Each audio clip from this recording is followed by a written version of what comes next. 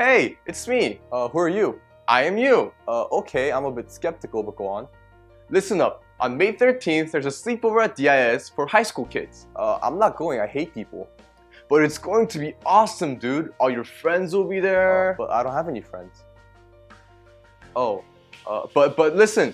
There are so many things for me, I mean you, to do. Such as, to begin with, there's a super duper water slide, a massive dinner, tons of fun games, and top-notch Hollywood movies. I can do that out with my friends. Oh, wait, never mind.